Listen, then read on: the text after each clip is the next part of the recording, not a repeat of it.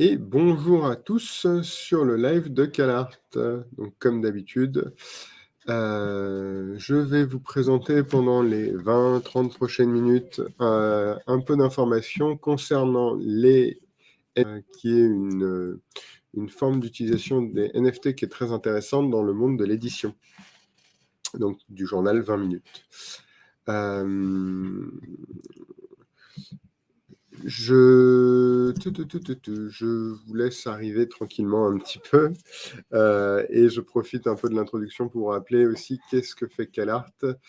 On est une plateforme, une solution qui permet de lancer facilement des NFT.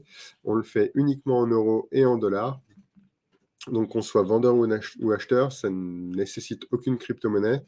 Et l'idée derrière ça, c'est d'aller simplifier du coup la mise en œuvre des NFT, faire en sorte que tout le monde puisse faire des NFT facilement. Alors, je me rends compte que j'ai un petit problème parce que la diffusion sur Twitch ne fonctionne pas. Mais bon, on va essayer de résoudre ça. Tac, tac, tac. Excusez-moi. Autrement, dans les sujets qu'on a vus cette semaine qui étaient intéressants, on a relevé en premier point le fait que Roland Garros lançait une collection de NFT. Et je trouve ça très intéressant. Les NFT de Roland Garros, et en tout cas comment ils les ont fait. L'idée, c'est que vous n'allez pas du tout avoir besoin justement de cartes, de comptes, pardon, de crypto-monnaie pour pouvoir acheter ces NFT. Il y a simplement besoin d'une carte bancaire et ça simplifie tout le parcours d'achat. Je vais vous partager mon écran pour vous montrer rapidement leur site. Donc ça s'appelle Games Set et Match, c'est club.rolandgarros.com et donc il y a la première vente de NFT. Donc 5000 NFT au prix de 200 € par NFT et la possibilité d'avoir accès aux coulisses de Roland Garros, gagner des billets pour les prochaines éditions du tournoi et peut-être même jouer sur un des cours. Et chaque NFT représente un siège personnalisé, virtuel, de Roland Garros. Il y aura bien sûr un compte Telegram sur lequel tout le monde peut participer et un Discord. Et donc la vente, je crois, ouvre demain. Donc je trouve que c'est un projet qui est très bien fait. C'est pas nous qui l'avons fait, mais il y a vraiment tous les éléments qui donnent envie d'acheter un NFT. C'est un contenu relativement unique, très sympa. Et il est joli, il n'est pas très cher. Il y a de la rareté. Roland Garros, c'est quand même quelque chose où il y a vraiment un sentiment de communauté, où on a envie d'appartenir à la communauté de Roland Garros. Donc j'ai envie de dire pourquoi pas. Je leur souhaite bonne chance. En tout cas, moi, j'ai acheté le mien. J'ai bien envie de voir ce que ça va donner.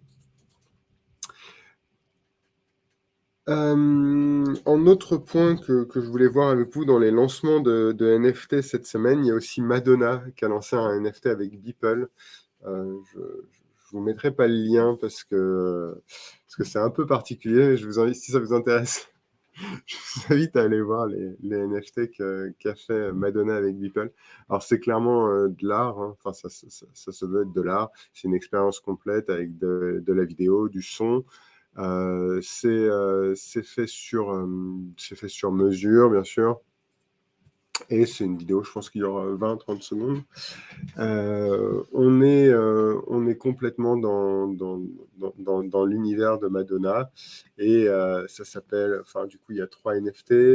Il y en a un qui s'appelle Mother of Nature, Mother of Love, je crois, et Mother of Technology.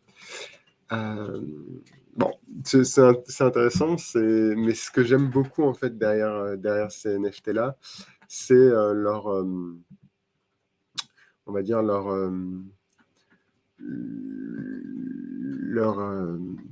leur sens artistique, c'est-à-dire que c'est de la vidéo et ça amène quelque chose d'assez nouveau, d'assez complet. On n'est pas forcément du coup dans de la création classique où tout va être figé. Ce que j'aime bien avec les NFT, c'est qu'en fait, on va amener de l'animation et du coup, ça donne une nouvelle dimension aux œuvres. On n'est plus forcément dans quelque chose qui est contraint. Excusez-moi, j'essaie de régler Twitch en même temps. On n'est plus dans quelque chose de contraint et de figé. On a vraiment de l'animation et c'est une nouvelle façon de voir les œuvres. Après, en news NFT un peu plus pure, on a Spotify et Instagram Meta qui ont annoncé qu'ils allaient utiliser les NFT et accepter en fait les NFT sur l'interface. Donc sur Meta, sur Instagram, on voit bien comment ça va se passer. En fait, les contenus qui vont être affichés vont montrer est-ce qu'il y a bien un NFT attaché à l'œuvre ou pas. C'est un peu une nouvelle façon de montrer qu'on est propriétaire d'un NFT, ou qu'on est l'artiste qui crée le NFT. Moi, je trouve que c'est complètement du coup dans le sens des choses et ça va être de plus en plus comme ça. Les plateformes vont venir se connecter sur les blockchains pour pouvoir lire les informations. Ça ne veut pas dire qu'elles vont forcément écrire des choses dessus. Ça restera par exemple sur CalArt que vous ferez les ventes, mais en tout cas sur les différentes plateformes qui consomment du contenu, on aura de plus en plus d'interactions avec la blockchain et déjà de la lecture, déjà savoir oui, t'es bien le propriétaire de tel ou tel NFT. Et sur Spotify, en fait, dans le monde de la musique, il y a aussi beaucoup de choses qui se font pour aller rajouter du contenu autour de la musique, en fait, faire en sorte que les artistes puissent vendre leur musique. C'est assez compliqué parce que en même temps, les plateformes comme Spotify demandent des exclusivités. Donc, en fait, on a un truc, du coup, Spotify accepte les NFT. Et donc, les artistes vont pouvoir émettre les NFT et en même temps, Spotify va pouvoir les afficher.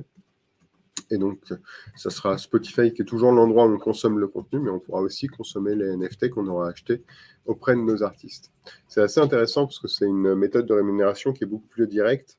Et là où, quand on écoute des vidéos, quand on écoute de la musique sur Spotify, en fait, on rémunère seulement de quelques centimes l'auteur, le musicien. Avec des NFT, en fait, l'argent peut aller directement soutenir le musicien et je trouve que ça a du coup beaucoup plus de puissance. Nous voilà connectés sur Twitch et sur Twitter. Désolé pour le petit couac. Donc si vous avez manqué le début, vous inquiétez pas, tout sera disponible en replay sur YouTube de toute façon, sur le YouTube de CalArt. Donc n'hésitez pas, même vous pouvez y mettre aussi des commentaires là-bas et vous pouvez interagir sur le chat à n'importe quel moment du live, s'il y a des choses qui vous intéressent. Si vous voulez réagir, si vous voulez que je creuse un sujet, n'hésitez pas. Je suis là pour ça. Et donc voilà, les NFT qui se rajoutent dans Spotify, je trouve que c'est assez intéressant. Ça montre aussi que Spotify essaye d'élargir un peu ce qu'ils font et ils ne font pas du coup que de l'écoute de la musique, mais ils vont peut-être aussi au fur et à mesure du temps devenir un endroit, un peu un espèce de réseau social pour les musiciens. Parce que par exemple, on peut déjà voir les prochaines dates de concert ou ce genre de choses. Donc pourquoi pas encore plus à l'avenir.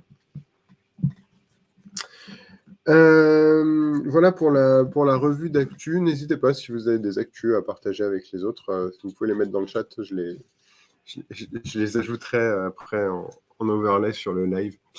L'autre sujet que je voulais aborder, c'est toujours un peu le fond de ce live, c'est d'essayer de transmettre des idées, de voir en fait ce qui se fait dans les NFT à gauche, à droite, pour reprendre les bonnes idées, les adapter.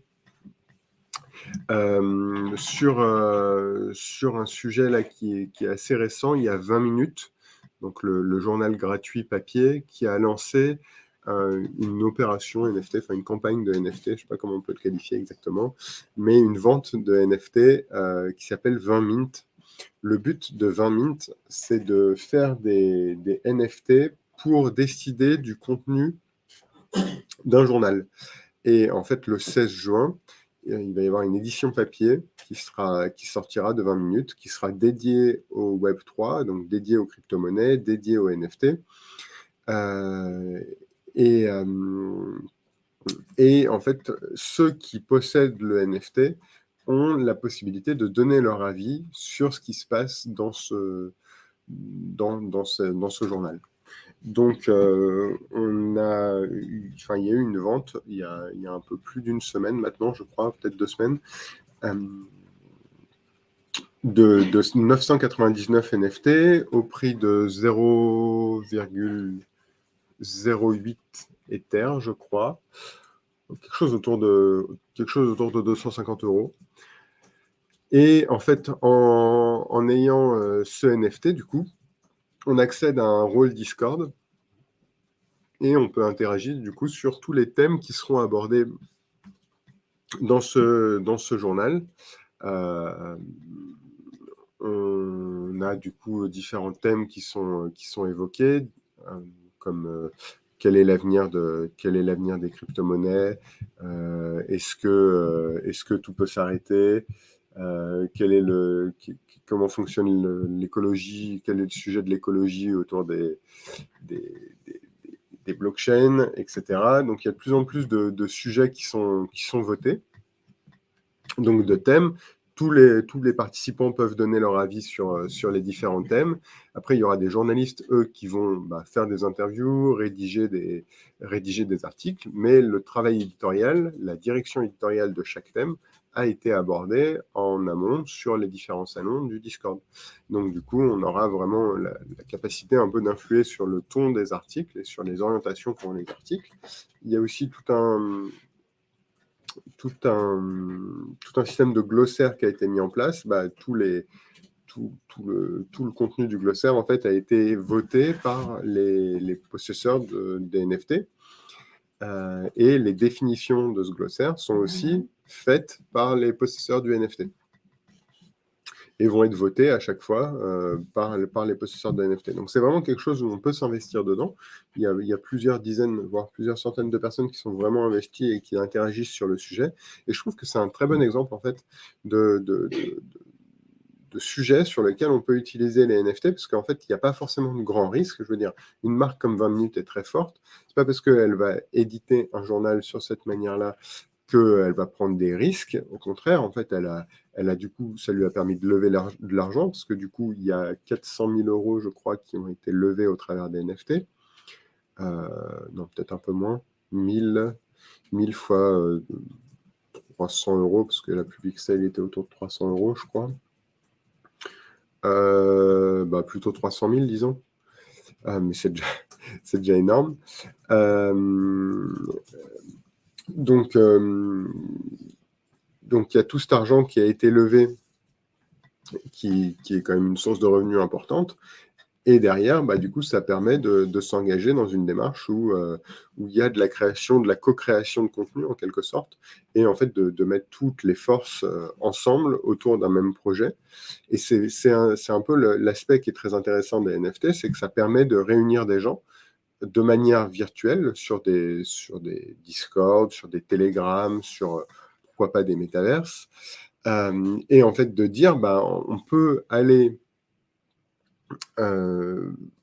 gérer ensemble l'avenir de ce journal. Alors, en plus, c'est pas tout, c'est juste ce journal papier, cette édition du journal papier, c'est pas la vie du journal dans l'ensemble, mais ils ont pour but de faire, je crois, une édition tous les trimestres.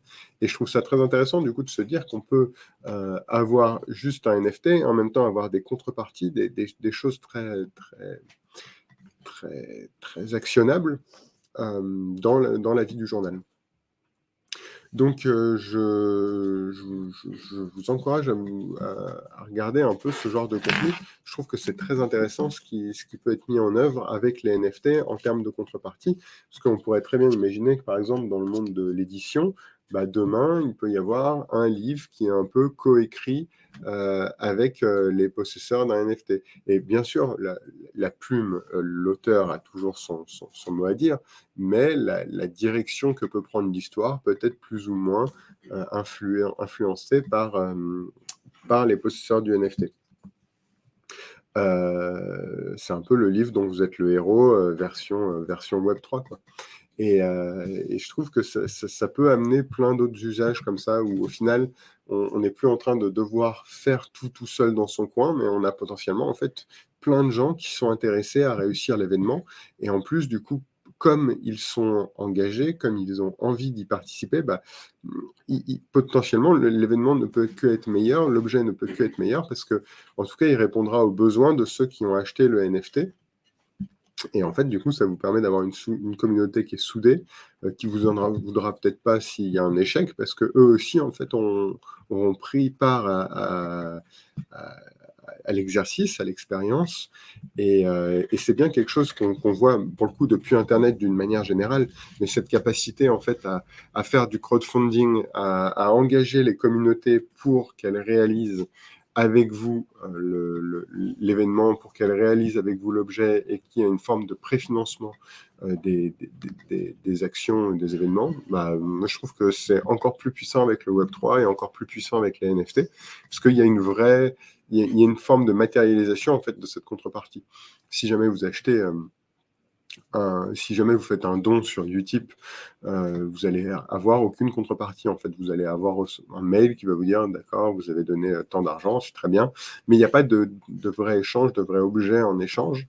Et je trouve ça dommage. Je pense qu'il y a beaucoup de choses à faire avec les NFT sur ce sujet-là, et avoir le sentiment qu'en fait, on a donné quelque chose en retour, et on a quelque chose en retour. Donc voilà, je trouve que le sujet des NFT dans le crowdfunding, et derrière, en fait, l'implication de la communauté dans l'exécution de ce crowdfunding, bah, c'est une très bonne façon de faire des NFT. C'est beaucoup d'avantages qui sont pas forcément physiques, mais qui permettent aux gens de s'approprier l'événement, et de le vivre encore plus, et de s'attacher encore plus à la marque. Voilà pour ce que j'avais un peu à dire aujourd'hui. Je voulais faire un focus un peu spécifique sur un sujet en particulier. Je sais pas si je sais que du coup, il y a de moins en moins de gens qui regardent en live, mais de plus en plus de gens qui regardent en replay. Alors du coup, le côté interaction et commentaires fonctionne un peu moins. Mais n'hésitez pas, hein, même si vous regardez en replay, si vous mettez des commentaires, moi je les vois, je les lis. J'y réagis par ailleurs, ou sinon, bah, ça peut influer le contenu du prochain live, ou le contenu des différents posts que je peux faire aussi au cours de la semaine. Donc, d'une manière générale, n'hésitez pas à réagir. C'est toujours aidant, en fait, au final, à la fois pour moi, parce que je me nourris de vos retours, mais aussi pour les autres, parce que si vous avez une question, il est probable que d'autres personnes aient la même question. Et il n'y a pas de question bête. J'aime bien dire que la question la plus bête est celle qu'on ne pose pas. Donc, donc n'hésitez pas à, à interagir comme vous le sentez. On va se quitter en musique. Et je pense qu'aujourd'hui, on va partir dans le cosmos. Voilà. J'ai une envie d'espace. Voilà, c'est bon. C'est assez doux. C'est un petit cosmos. Je vous souhaite une bonne journée, et à bientôt.